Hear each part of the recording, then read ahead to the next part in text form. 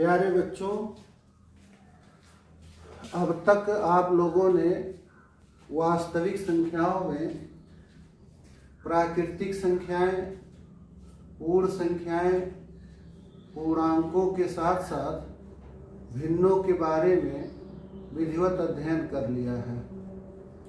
आइए आज हम एक नई प्रकार की संख्या के बारे में अध्ययन करते हैं। इस नई प्रकार की संख्या को परमीय संख्या कहते हैं, रेशनल नंबर। परमीय संख्या के बारे में जानने के पहले आइए एक प्रश्न पर विचार करते हैं। यदि समुद्र तट से किसी स्थान की ऊंचाई 600 मीटर हो तो उस 600 मीटर की ऊंचाई को जब हम किलोमीटर में व्यक्त करेंगे तो 600 मीटर बराबर हो जाएगा 600 बटा 1000 किलोमीटर, और इसको सरल कर देंगे जब आ जाएगा 3/5 किलोमीटर।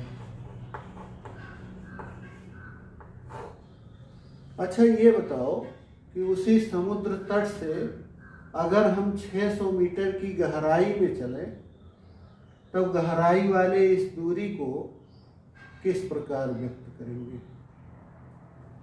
समुद्र तट से ऊपर जाने पर अगर 3/5 किलोमीटर लिखा जा रहा है तो समुद्र तट से उतनी ही दूरी नीचे जाने पर, गहराई में जाने पर ऋण 3/5 किलोमीटर लिखा जाएगा। ऋण 3/5 किलोमीटर। इस तरह की गतिविधियां आप पिछले क्लास में करके जान चुके हैं। जैसे अगर हम यहाँ से 7 कदम दाहिने चलने पर पूर्णांक में उसे धन 7 से निरूपित करते हैं, व्यक्त करते हैं, तो यहीं से 7 कदम बाएं तरफ जाने पर ऋण 7, उसको हमें पूर्णांक में व्यक्त करना हो तो ऋण 7 से प्रदर्शित करेंगे। वैसे ही है, समुद्र तट से ऊपर की ऊंचाई को 3/5 किलोमीटर, तो उतनी ही गहराई में जाने पर, उतनी ही दूरी के गहराई में जाने पर ऋण 3/5 किलोमीटर लिखेंगे। इस 3/5 किलोमीटर में 3/5, ये 3/5 भिन्नात्मक संख्या है, भिन्न संख्या है। लेकिन ऋण 3/5 किलोमीटर में ये ऋण 3/5 भिन्नात्मक संख्या या भिन्न नहीं, क्योंकि आप सीखे हैं कि कभी भी कोई भिन्न संख्या ऋणात्मक नहीं होती। या ऐसे भी कह सकते हैं, भिन्नों के अंश और हर दोनों ही संख्याएं धनात्मक होनी चाहिए। अंश धन है केवल तो भी वो भिन्न नहीं माना जाएगा, केवल हर धन है तो भी वह भिन्न नहीं माना जाएगा। तो चाहे हम कहें कि भिन्न सदैव धन में होती, ये पूरी भिन्न 3/5 धन में है, या हम ऐसे कहें कि किसी इस तरह की संख्या के अंश और हर के दोनों के संख्या के धनात्मक होने पर ही इसे भिन्न कहा जाता है। तो अब प्रश्न ये है कि अगर अंश और हर दोनों के धनात्मक होने पर ही उसे भिन्न बोलेंगे तो किसी एक के ऋण हो जाने पर उसे क्या बोलेंगे? तो इसी नई प्रकार की संख्या 3/5 जो है, इसी को हम लोग आज पढ़ेंगे कि इसको हम किस तरह से बोलेंगे, किस तरह से प्रदर्शित करेंगे, क्या नाम होगा इसका। भिन्न नहीं कर सकते इसको। आइए और उदाहरणों पर विचार करते हैं। अगर ऋण 15 में 5 से भाग दे दे, यही लिखा जाएगा ऋण 15/5, ये आ जाएगा ऋण 3। सरल होकर के इसे आप 5 से डिवाइड करेंगे तो 5 से कट जाएगा, दोनों ही कटने वाला। ऋण 3/1 अर्थात ऋण 3। ये जो ऋण 3 है ये एक पूर्णांक है, पूर्णांक है, बल्कि कहें कि ये ऋणात्मक पूर्णांक है। भाई पूर्णांक तीन तरह का है, धनात्मक पूर्णांक और ऋणात्मक पूर्णांक।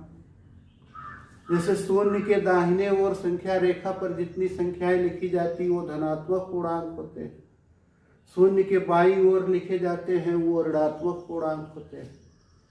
शून्य ना तो धनात्मक पूर्णांक है और ना ऋणात्मक पूर्णांक है, लेकिन पूर्णांक है, उसे किसी भी वर्ग में नहीं रखा जाता। तो ये जो ऋण 15 में 5 से भाग देने पर ऋण 3 आ गया, ये पूर्णांक है, पूर्णांक में भी ऋणात्मक पूर्णांक है। इसी प्रकार अगर शून्य में हम 5 से भाग दे दें, या शून्य में 3 से भाग दे दें, 4 से भाग दे दें, 11 से भाग दे दें, तो ये जो है आ जाएगा शून्य। शून्य भी पूर्णांक है, शून्य पूर्णांक जो कि पूर्णांक है।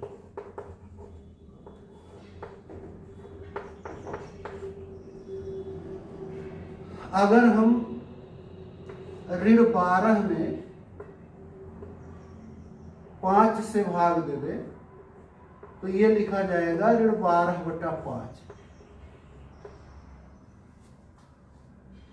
अब ये जो ऋण 12/5 है ये भिन्न नहीं है और ना ही ये पूर्णांक है, जो कि ना तो पूर्णांक है और ना ही भिन्न। इसी प्रकार से अगर हम 12 में या 13 ले लेते, 13 में ऋण 7 से भाग ले लेते, तो ये लिखा जाएगा 13/7। अब ये 13/7 वाली जो संख्या है यह भी पूर्णांक नहीं।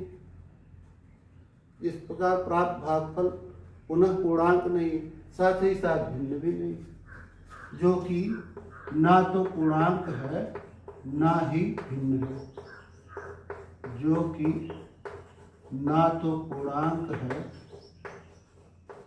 और ना ही भिन्न है।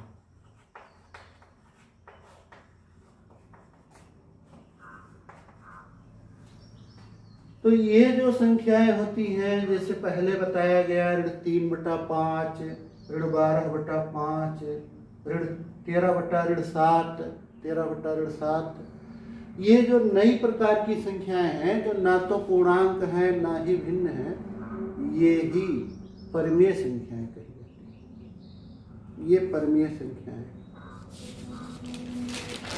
इस प्रकार इन्हें हम परिमेय संख्याएं कहेंगे।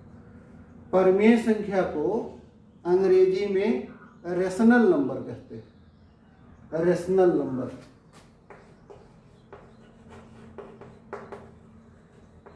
Rational number.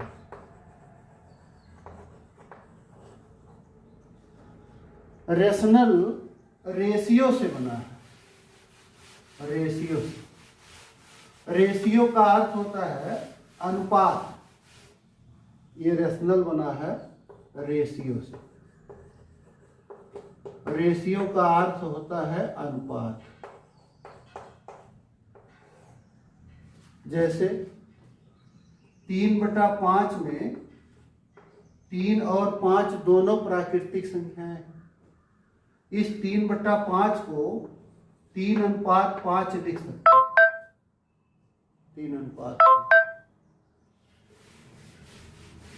लेकिन ऋण 13/5 लिख दे, ऋण 13/7 लिख दे, इस तरह का कोई हो, तो अब इसे हम ऋण 13:7 नहीं लिख सकते, क्योंकि आप पढ़े हैं कि अनुपात समान तरह की संख्याओं, समान प्रकार की राशियों में होता है।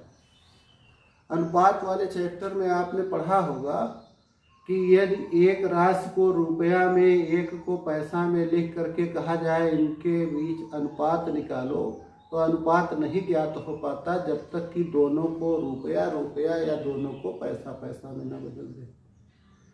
एक राशि को किलोमीटर में, एक राशि को मीटर में लिख दिया जाए और कहा जाए कि इनका अनुपात निकालो, तो पुनः इन्हें अनुपात के रूप में व्यक्त नहीं किया जा सकता जब तक कि ये समान प्रकार की राशियां ना हो जाए, या तो दोनों किलोमीटर या तो दोनों मीटर ना हो जाए तभी। इसी तरह से यहाँ भी एक ऋणात्मक संख्या और एक धनात्मक संख्या, इनके बीच में अनुपात लगाकर लिखना अनुचित है, गलत है। तो इस प्रकार ऋण 13/7 ये जो है ये परिमेय संख्या है। तो हम रेशनल नंबर जो कि परिमेय संख्या की अंग्रेजी थी वो कैसे बना उसके बारे में बीच में चले आए।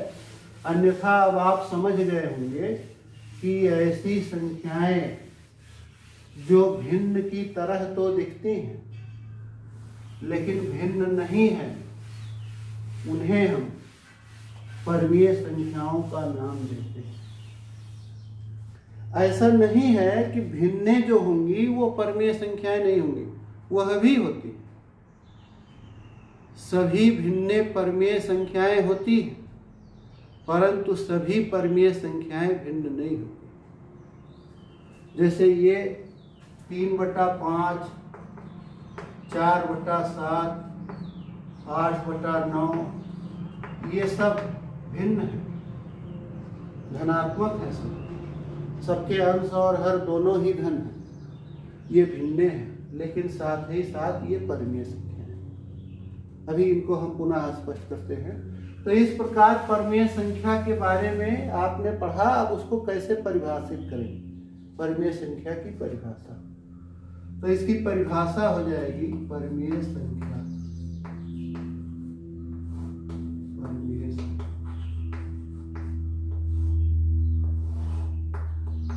वह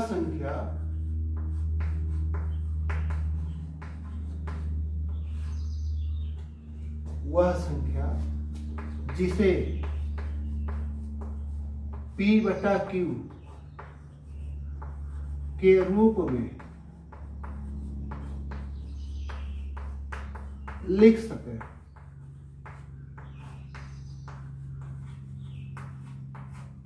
या कहें कि P/Q के रूप में व्यक्त कर सके।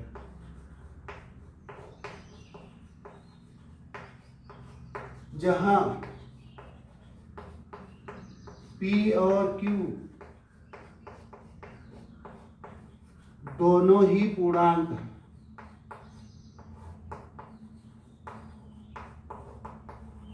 पूर्णांक है अर्थात धन पूर्णांक चाहे ऋण पूर्णांक, दोनों पूर्णांक हैं, परंतु Q शून्य नहीं होना चाहिए। Q शून्य ना हो, Q शून्य ना हो, Q नॉट इक्वल टू 0। अच्छा, ये क्यों कहा जा रहा है कि Q शून्य ना हो? जैसे मान लीजिए हम लिख देते हैं 5/0 ऋण 13/0, तो बटे में शून्य का अर्थ हो गया, हर वाली संख्या के शून्य होने का अर्थ हो गया कि हम किसी संख्या में शून्य से भाग देने जा रहे हैं। और आप पढ़े कि शून्य से भाग परिभाषित नहीं है, इसलिए ये कहा गया कि संख्या को P/Q के रूप में व्यक्त किया जा सकता। P और Q दोनों पूर्णांक होना चाहिए। P शून्य भी हो सकता है, परंतु Q शून्य के अलावा कोई भी पूर्णांक हो सकता है, चाहे धनात्मक हो चाहे ऋणात्मक। तो इस तरह की संख्याओं को हम परिमेय संख्या कहते हैं।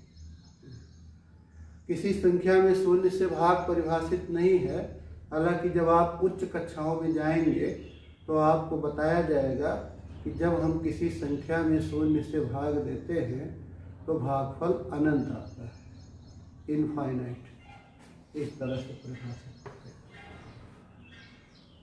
लेकिन यहाँ हम लोग को परिमेय संख्या के अध्ययन में इतना ही जानना है कि Q का मान शून्य नहीं होना चाहिए। तो वह सभी संख्याएं जिनको P बटा Q के रूप में व्यक्त किया जा सके, जहाँ P और Q दोनों पूर्णांक हों, Q का मान शून्य ना हो, ऐसी सभी संख्याएं परमेय संख्याएं कहलाती हैं। अब फिर से वही बात कि जितनी भी भिन्नें हैं वो सब परमेय संख्याएं हैं, परंतु सभी परमेय संख्याएं भिन्न नहीं होती। 4/9, 7/11, 5/13 ये सब P बटा Q के रूप में हैं। P और Q दोनों पूर्णांक है, Q का मान शून्य नहीं है, इसलिए ये सब परमेय संख्या है। और साथ ही साथ धनात्मक होने के कारण, इनके अंश और हर दोनों धन होने के कारण ये भिन्न है। तो इस प्रकार ये सभी भिन्न परमेय संख्या हैं, भिन्न भी हैं और परमेय संख्या हैं। परमेय संख्या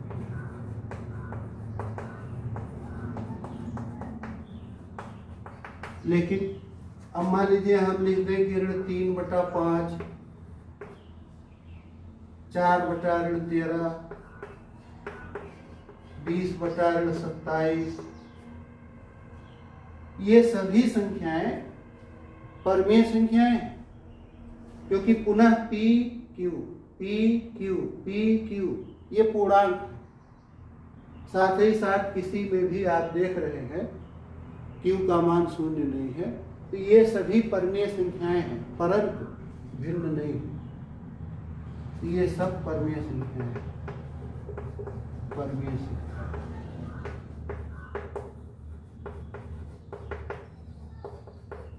इस प्रकार क्या निष्कर्ष निकला कि सभी भिन्न परमेय संख्याएं होती हैं, सभी भिन्न परमेय संख्याएं होती हैं, परंतु सभी परमेय संख्याएं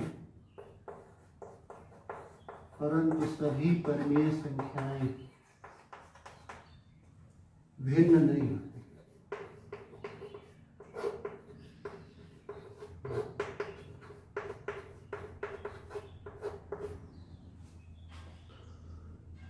अच्छा, शून्य भी परमेय संख्या है।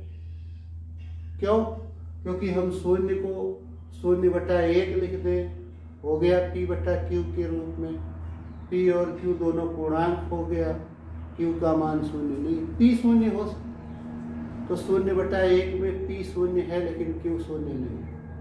शून्य को 0/5 लिख दें, 0/13 लिख दें, तो इस प्रकार शून्य भी एक परमेय संख्या।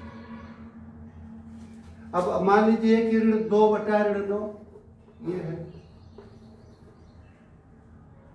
तो यह परमेय संख्या। ऋण 2/9 परमेय संख्या है, भिन्न नहीं है, परमेय संख्या है। लेकिन अगर इसको सरलतम रूप में लिखा जाए, ये ऋण और ऋण कट जाता है, विभाजित होकर एक दूसरे का विनाश कर देते हैं। तो जब ये सरलतम रूप में इसको दूसरे रूप में लिखेंगे तो ये बन जाएगा 2/9। तो अब इसका जो दूसरा रूप हुआ वो भिन्न हो जाएगा। लेकिन इसी रूप में जब तक लिखे रहेंगे तब तक भिन्न नहीं बोल सकते, वो परमेय संख्या। तो इसका दूसरा रूप 2/9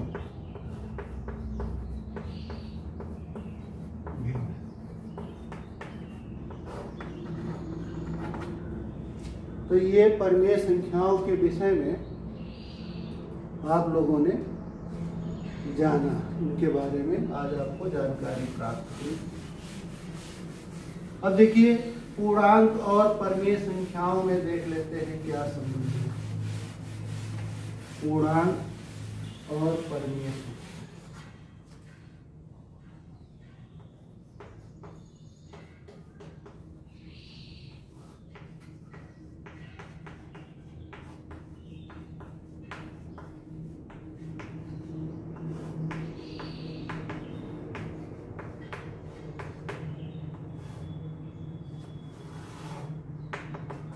कोई भी पूर्णांक हो उसको हम लोग परमेय संख्या के रूप में परिवर्तित कर सकते हैं। जैसे देखिए 11 है, ये 11 अभी पूर्णांक है, लेकिन आप जानते हैं कि 11 को आप 11/1 लिख सकते हैं। अब जब ये 11/1 के रूप में हो गया तो परमेय संख्या में बदल। इसको 22/2 लिख सकते हैं, 22/2 लिख देंगे 11 को, तो ये परमेय संख्या हो। ऋण 33/3 लिख दे। ऐसे बहुत रूपों में इस 11 को लिख सकते हैं। और जब 11 को इस तरह के किसी रूप में लिखेंगे 11/1, 22/2, 33/3, तो अब ये सभी संख्याएं परमेय संख्या के रूप में हो गई। तो इस प्रकार जो भी पूर्णांक होते हैं उनको हम परमेय संख्या कह सकते हैं। सभी पूर्णांक परमेय संख्याएं भी। क्यों? क्योंकि इनको हम P/Q के रूप में परिवर्तित कर सकते हैं, कोई भी पूर्णांक हो चाहे। तो पूर्णांक परमेय संख्याएं भी हैं, उनको हम बड़े आसानी से P/Q के रूप में लिख सकते हैं, जहाँ P और Q दोनों पूर्णांक होंगे और Q का मान 0 नहीं होगा। अब आपको करने के लिए गृह कार्य मिल जाए तो पहला प्रश्न है, ऐसी 5 संख्याएं, आज ऐसी 5 परमेय संख्याएं लिखिए जिनका अंश ऋणात्मक पूर्णांक हो और हर धनात्मक पूर्णांक। फिर से सुन ले, ऐसी 5 परमेय संख्याएं लिखिए जिनका अंश ऋणात्मक पूर्णांक और हर धनात्मक पूर्णांक। दूसरा प्रश्न लिखिए, ऐसी 5 परमेय संख्याएं लिखिए जिनका अंश धनात्मक पूर्णांक और हर धनात्मक पूर्णांक।